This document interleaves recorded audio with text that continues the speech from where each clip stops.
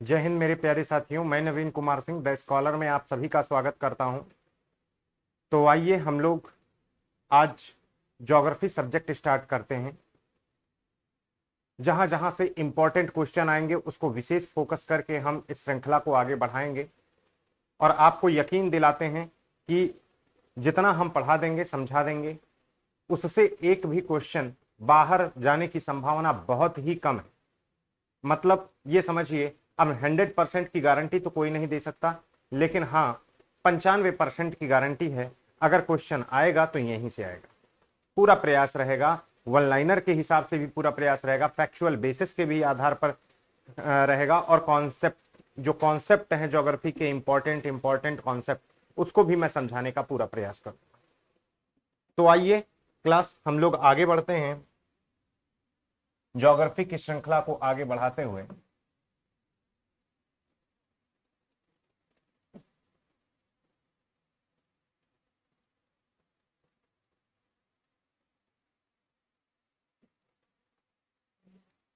भूगोल क्या है सबसे पहले हमें समझना होगा। देखिए, ज्योग्राफी की एक डेफिनेशन दी जाती है, geography is the complete study of home of man. क्या है ये? होम ऑफ मैन की complete study, home of man की कंप्लीट स्टडी। ठीक है, मानव के घर का अध्ययन है ये। किसका अध्ययन है? मानव के घर का अध्ययन। आप कहोगे सर मानव के घर का अध्ययन ज्योग्राफी? हाँ, मानव के घर का अध्ययन ज्योग्राफी। अब इसको अगर हम एक्सप्लेन करें तो मानव के घर के लिए क्या इंपॉर्टेंट चीज चाहिए, क्या जरूरी चीजें चाहिए, तो आप कहोगे रोटी कपड़ा और मकान, जो कि गलत है। बेटा ये तो सेकेंडरी चीज है ना, ये तो सेकेंडरी चीज है। सबसे पहले लैंड होनी चाहिए, तब तो रोटी आएगी। एयर होनी चाहिए, पहले जीवित रहोगे तब तो रोटी लोगे। जीवन के लिए क्या आवश्यक है? तो आप कहोगे क्या? एक तो पहली बात लैंड होना चाहिए, दूसरी वाटर होनी चाहिए, और तीसरी एयर होनी चाहिए। इसको अगर हम बड़े लेवल पर जाने तो इसे हम कहते हैं क्लास एटमॉस्फेयर। इसको हम कहेंगे हाइड्रोस्फीयर।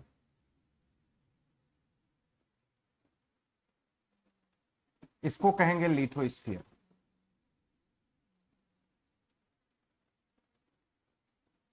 क्लास इसे हम नाम देंगे स्थल मंडल। इसे हम नाम देंगे जलमंडल। इसे नाम देंगे वायुमंडल।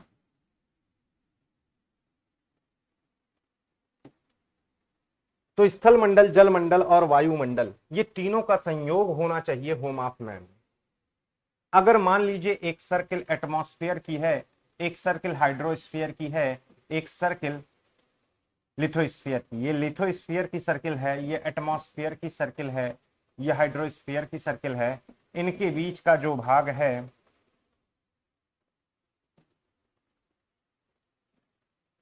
इनके बीच का जो भाग है यही कहलाएगा बायोस्फीयर। क्लास इसी को हम बायोस्फीयर कहेंगे, इसी को हम कहेंगे जैव मंडल। तो एक तरीके से यह भी कहा जा सकता है कि complete study of biosphere named as geography. यानी कि बायोस्फीयर की भी स्टडी अगर कर ली जाए, बायोस्फीयर बोले तो इसमें हाइड्रोस्फीयर, एटमॉस्फेयर, लिथोस्फीयर, बायोस्फीयर यानी कि यहां का जीवन भी आ जाएगा इसमें। बायोस्फीयर की कंप्लीट स्टडी की कर ली जाए, यानी कि जैव मंडल की कंप्लीट स्टडी अगर कर ली जाए बेटे, तो हो जाएगा क्या? ज्योग्राफी। ये बात सबको समझ में आ रही है? Complete study of biosphere. अब आप कहोगे सर हम तो पढ़े थे इंडियन ज्योग्राफी और वर्ल्ड ज्योग्राफी। बेटा अगर इन्हीं तीनों सर्किल को उठाकर इंडिया पर अप्लाई कर दोगे तो बन जाती है इंडियन ज्योग्राफी। अगर इन्हीं तीनों सर्किल को उठा के वर्ल्ड पर अप्लाई कर दोगे तो बन जाती है वर्ल्ड ज्योग्राफी। कैसे? अगर इंडिया की बात करें तो क्या इंडिया में नदियां झीलें तालाब नहीं पढ़ते हो?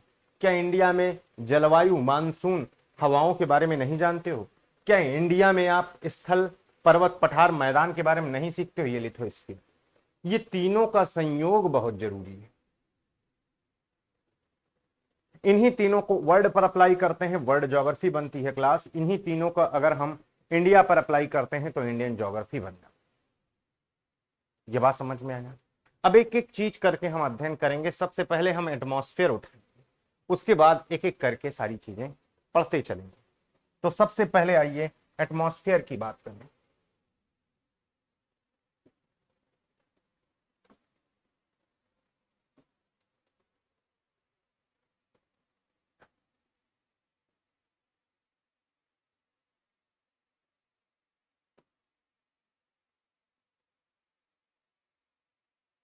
सबसे पहले हम बात करेंगे एटमॉस्फेयर की।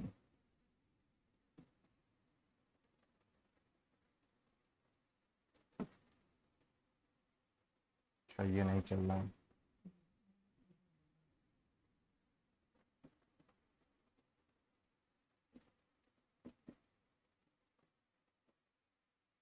एटमॉस्फेयर की बात करेंगे, यानी कि क्लास हम वायुमंडल की बात करेंगे। देखिए, वायुमंडल की जब बात करें तो वायुमंडल में कुछ गैसें हैं, कुछ धूल कण हैं, कुछ वाटर वेपर हैं। यानी कि वायुमंडल किससे मिलकर बना है? अगर आप देखना चाहें किससे मिलकर बना है हमारा एटमॉस्फेयर, तो वायुमंडल गैसों से बना है। ठीक है। दूसरा क्या है? वायुमंडल डस्ट पार्टिकल से मिलकर बना है। डस्ट पार्टिकल से मिलकर बना है। वायुमंडल वाटर वेपर से मिलकर बना है।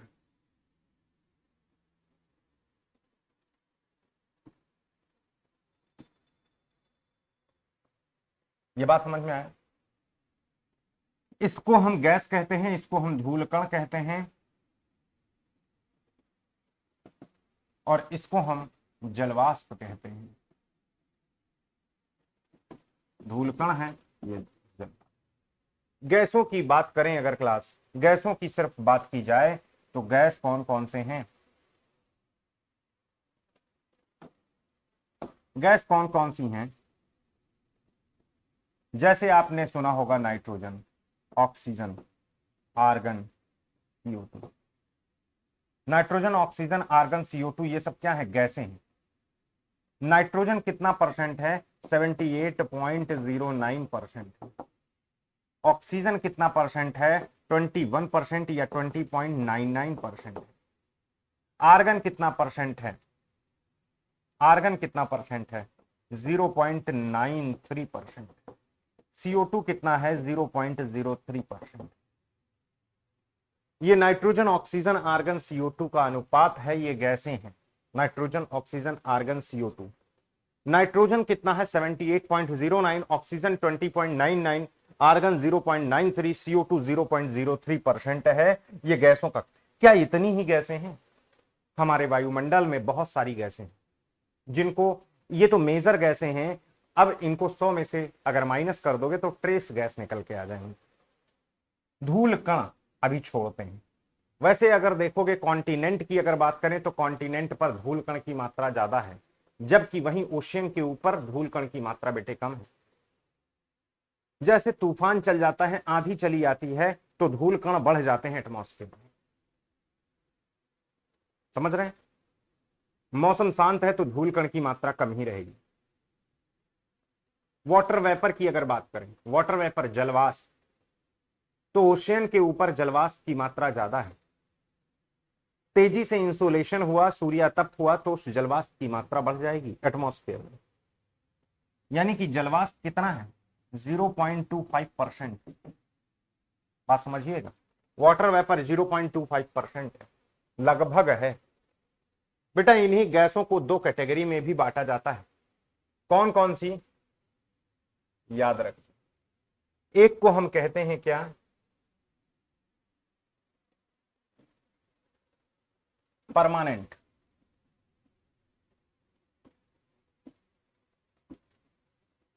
एक को कहते हैं टेम्परेरी। क्लास इसको हम कहते हैं अस्थाई, इसको हम कहते हैं स्थाई। ये स्थाई है, ये अस्थाई है। परमानेंट और टेम्परेरी, ये गैसों का क्रम है। कुछ परमानेंट है तो आप पूछोगे सर परमानेंट में कौन कौन सी आती है, टेम्परेरी में कौन सी आती है? अब इसको हम अगले इस पर बताएंगे। मैंने क्या बोला, जो गैसें हैं बेटा वो टू टाइप की हैं। कौन कौन सी हैं? एक को हम कहते हैं परमानेंट, जिसे हम ये भी कह सकते हैं स्थायी, और एक को हम कहते हैं टेम्परेरी, जिसे आप कह सकते हो अस्थायी। अब ध्यान देना, ये जो अस्थायी है बेटा ये भी दो कैटेगरी में बटी हुई है। कौन कौन सी? एक तो हाईली चेंजेबल, जितने इंग्लिश मीडियम वाले हिंदी मीडियम वाले हैं बहुत ध्यान से समझिएगा। हाईली चेंजेबल, हाईली चेंजेबल का मतलब बेटा अति परिवर्तनशील।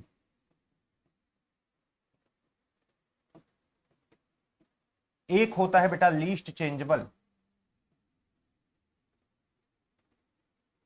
जिसे आप कह सकते हो अल्प परिवर्तनशील।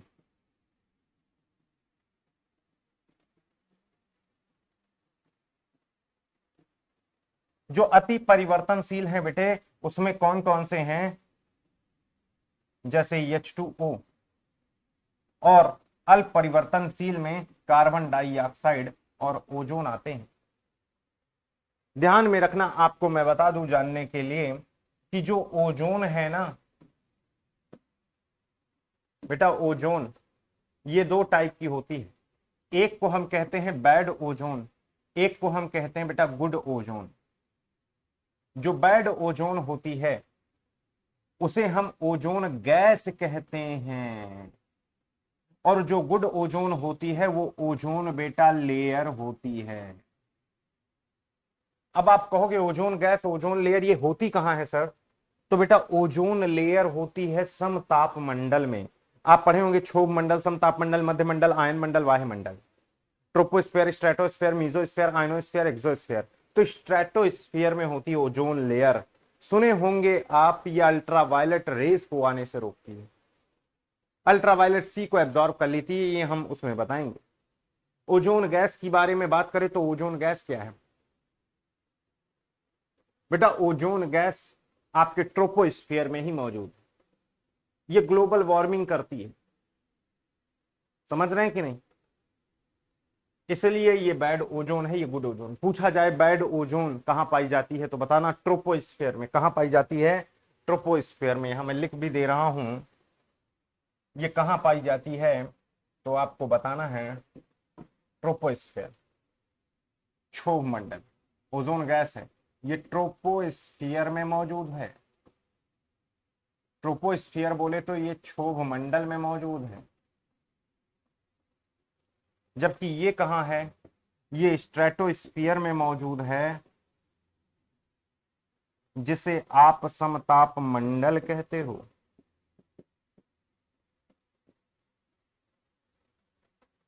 उम्मीद है आपको ये बात सबको बहुत अच्छे तरीके से समझ में आ गई है। बैड ओजोन गुड ओजोन कैसे ये लेयर है, गैस परमानेंट टेम्परेरी किस तरह से है, हाईली चेंजेबल है और एक लीस्ट चेंजेबल है, अल्प परिवर्तनशील, अल्प अति परिवर्तनशील, ये गैसें परमानेंट और टेम्परेरी। समझ गए? समताप मंडल में। अब मैंने कहा ये अल्प परिवर्तनशील है बेटे, मतलब क्या? ये अगर बदलती है तो समझ जानते हो कितना समय लग जाता है? 15 से 30 साल लग जाते हैं तब जाके बदलती है। और ये जब बदलती है तो एटमॉस्फेयर में एक चेंज होता है जिसे हम कहते हैं बेटे क्लाइमेट चेंज, जिसे हम जलवायु परिवर्तन कहते हैं। कोई दिक्कत? ये जब चेंज होती है हाईली चेंजेबल H2O, और इसके साथ एक और मिला लो डस्ट पार्टिकल,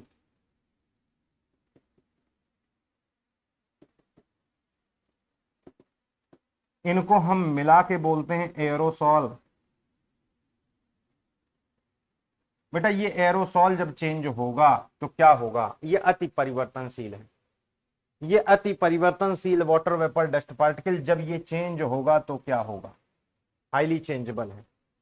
इसके चेंज होने से बेटा होता है मौसम परिवर्तन। मौसम परिवर्तन क्या होता है? मौसम परिवर्तन यानी कि वेदर चेंज। ये वेदर चेंज होता है इससे, बात समझिएगा। ये बात बहुत ही अच्छे तरीके से समझ में आ रही होगी। वेदर चेंज, मौसम परिवर्तन क्या है इसमें, परमानेंट कौन सी है, टेम्परेरी क्या है। मौसम परिवर्तन, क्लाइमेट चेंज को समझ कैसे सकते हो कि अच्छा ये मौसम परिवर्तन हुआ है, ये क्लाइमेट चेंज हुआ है। जैसे बुजुर्गों से सुनते आ रहे होंगे कि पहले से गर्मी कुछ ज्यादा हो गई, पहले से गर्मी कुछ ज्यादा हो रही है, या पहले से ठंडी कुछ ज्यादा हो रही है। तो ये क्या है भाई, 10 से 15 साल, 15 साल से 20 साल, ये सब लग गए होंगे इतने समय, वो उस समय की बात कर रहे हैं। तो ये बेटा क्लाइमेट चेंज है। ग्लेशियल पिघल जा रहे हैं, ग्लेशियल के पिघलने से नदियों का जलस्तर बढ़ जा रहा है, नदियां लहराने लग रही हैं। जब नदी लहराने लगेगी तो आसपास के इलाकों में बाढ़ लाने लगेगी। जब आसपास के इलाकों में बाढ़ आने लगेंगे तो समझिए उससे क्या होगा, क्या नुकसान होगा। जब आसपास के इलाकों में बाढ़ आने लगेंगे, नदियों का जलस्तर ऊंचा उठने लगेगा, तो आप समझ सकते हैं कि क्या परिवर्तन होंगे। दूसरी चीज, जैसे हमारा जो मानसून है जून के फर्स्ट वीक में आ जाता है, लेकिन मानसून लेट हो जाए। जब मानसून लेट हो जाएगा तो जाहिर सी बात है क्या होगा, बारिश जो हमारे जून के फर्स्ट वीक में या सेकंड वीक में आ जानी चाहिए, भारत में नहीं आ पाएगी, भारत में सूखे की स्थिति पैदा हो जाएगी। मौसम परिवर्तन क्या है, आप जहां पर बैठे हैं खिड़की खोल कर देखे तो वहां पर आपको मौसम बहुत ही धूप वाला दिखाई दिया, बहुत ज्यादा सनशाइन है। लेकिन आप जैसे ही 2 किलोमीटर घर से बाहर निकल के आगे बढ़े, कैंट का इलाका मिला, वहां मौसम शांत, बिल्कुल अच्छा सुहावना मौसम। थोड़ी ही देर में देखे आप, बदरी थी वही धूप में बदल गई, धूप थी बदरी में बदल गई। ये मौसम परिवर्तन है। तो जब 15 से 30 साल मौसमों का औसत जब हम आंकड़ा ज्ञान कर लेते हैं तो इसी को ही हम जलवायु कहते हैं। उम्मीद है ये सारी चीजें आपको समझ में आई होंगी। अब हम बात करेंगे ग्लोबल वार्मिंग की।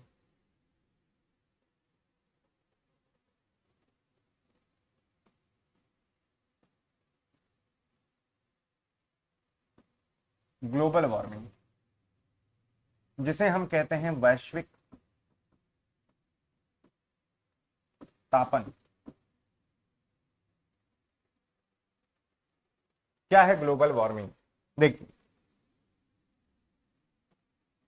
जो हमारे पर्वत थे, सॉरी पर्वत मैं बता रहा हूं,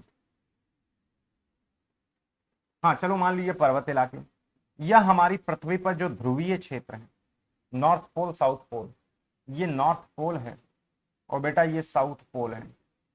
तो जो हमारे पृथ्वी के नॉर्थ पोल साउथ पोल हैं, और हमारी पृथ्वी जो है इसके ऊपर, मतलब हमारी पृथ्वी पे जो पर्वत है, यहां पर अगर आपको सब्जियां उगाना हो, पेड़ पौधे उगाने हो, तो वो आसानी से नहीं उगते, क्योंकि टेम्परेचर नहीं है, सूर्य की गर्मी उतनी नहीं। तो वैज्ञानिकों ने सोचा क्यों ना यहां पर ऐसे क्षेत्रों में एक हाउस बना दिया जाए। कैसा हाउस? ग्लास हाउस बना दिया जाए, जिसमें अगर सन की रोशनी आ जाए तो इसमें ट्रैप हो जाए, निकल ना पाए, अगर निकले भी तो आंशिक मात्रा में निकले। ऐसा हो सकता है, बिल्कुल हो सकता है। जैसे 15 फोटोन अगर यहां से गए अंदर, इसके पास तो शक्ति थी, 15 फोटोन गए मान लीजिए, ये 15 फोटोन गए, बेटा 5 फोटोन तो यहीं रह गए मान लो। 10 फोटोन के पास इतनी क्षमता नहीं है कि भेद करके बाहर निकल पाए, ये बार बार ट्रैप हो जाएंगे और ए से बी तक का टेम्परेचर क्या करेंगे? बढ़ाएंगे। जब ए से बी तक का टेम्परेचर बढ़ाएंगे, यानी कि इस ग्लास का टेम्परेचर जब बहुत तेजी से, ग्लास के अंदर घर का जो टेम्परेचर होगा बहुत तेजी से बढ़ेगा, तो यहां पर इतने तापमान मिल जाते हैं कि आसानी से यहां पर पौधों वनस्पतियों को उगा सको। बात समझ गए? पौधों और वनस्पतियों को उगा सको, बहुत ध्यान से समझिएगा। जब यहां आसानी से पौधों और वनस्पतियों को उगा लेंगे आसानी से चीजें, तो हमारा जो काम होगा वो सक्सेस हो जाएगा। चूंकि इसके अंतर्गत ग्रीनरी विकसित की गई इस ग्लास हाउस के अंतर्गत, इसीलिए इस ग्लास का नाम रखा गया क्या, ग्रीन हाउस। क्या रखा गया बेटे, ग्रीन हाउस। ये जो ग्रीन हाउस था, ये कॉन्सेप्ट था ध्रुवीय क्षेत्रों और पोलर इलाकों पर। अब यही फिनोमेना अप्लाई कर दिया जाए, अगर यही फिनोमेना अप्लाई कर दिया जाए कहां पर, ध्यान से समझिए, हमारी पृथ्वी के चारों ओर, ये हमारी पृथ्वी है, इसके चारों ओर अगर यही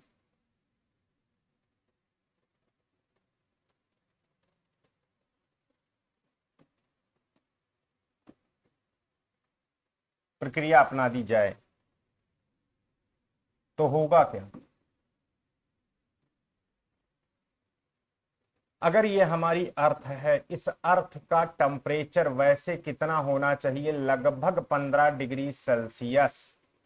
अगर इस अर्थ का टेम्परेचर, मतलब ये मान लीजिए सन की रोशनी आ रही है और जा नहीं पा रही है, या जा रही तो आंशिक मात्रा में जा रही है, ये आग तो गई लेकिन जा नहीं पा रही है, बार बार ट्रैप होकर हमारी पृथ्वी का जो टेम्परेचर है 15 डिग्री सेल्सियस से इंक्रीज कर रही है, तो इस घटना को हम नाम देते हैं बेटे ग्लोबल वार्मिंग।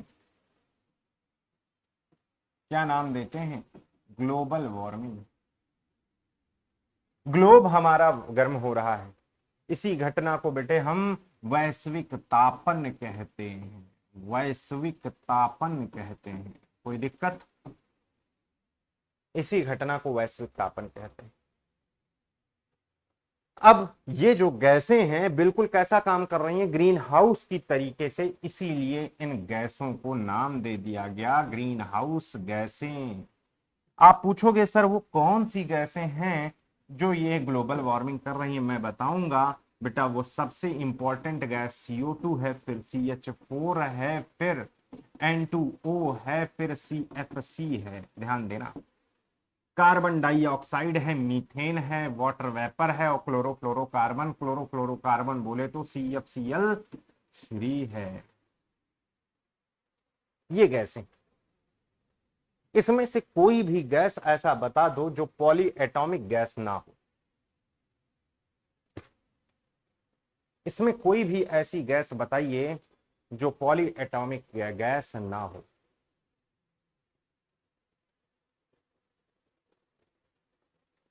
बताइए, CO2, मीथेन, H2O, CFC, कोई भी गैस ऐसा बताइए जिसमें जो पॉली एटॉमिक गैस हो।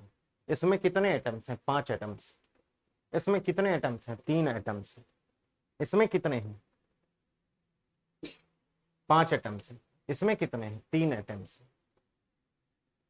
ध्यान में रखिएगा।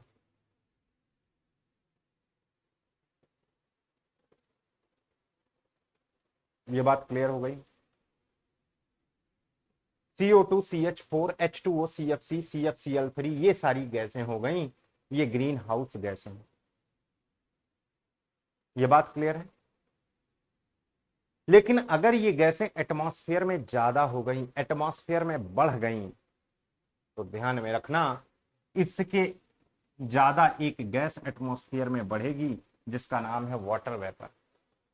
इन गैसों के बढ़ने से वाटर वेपर की मात्रा बढ़ती जाएगी, तो ये भी तो पॉली एटॉमिक गैस है। जब ये भी पॉली एटॉमिक गैस है तो जाहिर सी बात है ये एटमॉस्फेयर में फैलती हैं, आने वाली रोशनी को तो आने देती हैं लेकिन जाने नहीं देती। इस घटना को, ये पूरा जो इफेक्ट है ग्रीन हाउस गैसों के कारण ग्लोबल वार्मिंग का होना, इसे ग्रीन हाउस इफेक्ट नाम दिया जाता है, ग्रीन हाउस इफेक्ट नाम दिया जाता है।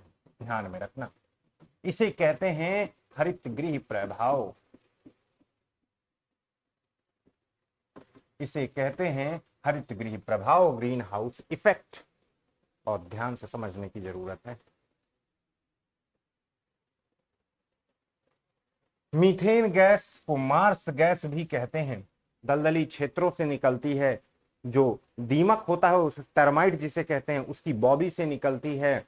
दूसरी चीज, मीथेन जो गैस होती है, जो गाय भैंस होती है पागुर करती हैं, जिसे हम इंग्लिश में रूमिनेंट एनिमल कहते हैं, वो पागुर करने के दौरान, रूमिनेंस के दौरान मीथेन गैस रिलीज करती हैं। ये सब गैस यहां से, जंगलों की आग जो विशेषकर लगती है बेटे, CH4 के कारण ही लगती है। CFC CFCl3 इसका बहुत बड़ा रोल है ओजोन डिप्लीशन में। अभी इसके अगला चरण हम उसमें बताएंगे। ये बात समझ में आ रही है? तो ग्लोबल वार्मिंग का 15 डिग्री, अच्छा ये ग्लोबल वार्मिंग करने वाली ये गैसें अगर हट ही जाएं, ग्रीन हाउस गैसें हट ही जाएं, तो क्या होगा? अगर ग्रीन हाउस गैसें हट जाएंगी तो जान रहे हो ये पृथ्वी का जो 15 डिग्री सेल्सियस टेम्परेचर है, ये मतलब ये बरकरार नहीं रह पाएगा। पृथ्वी -20 डिग्री सेल्सियस पर चली जाएगी। इस घटना को ग्लोबल डिमिंग कहते हैं। ये बात क्लियर है? इस घटना को वैश्विक शीतलन कहते हैं साथियों। ये बात क्लियर है? तो आप समझ रहे हैं ग्लोबल वार्मिंग, वैश्विक तापन, ग्रीन हाउस गैस किस तरह से ये अपना इसका क्या प्रभाव है। तो आज की इस वीडियो में हम इतना ही रखते हैं। फिर अगले चरण में अगली चीजें, जैसे बहुत सारी चीजें हैं अभी, एटमॉस्फेरिक लेयर है, ओजोन डिप्लीशन है, एसिड रेन है, बहुत सारी चीजें अभी एटमॉस्फेयर की डिस्कस होंगी। ये श्रृंखला चलती जाएगी और आपको मैं यकीन दिलाता हूं, आपको ज्योग्राफी फैक्ट के साथ साथ कॉन्सेप्ट भी समझ में आएगा। ये मेरा दावा है। आप क्वेश्चन को एलिमिनेट करना जान जाओगे, कहां तक रटोगे क्वेश्चन को,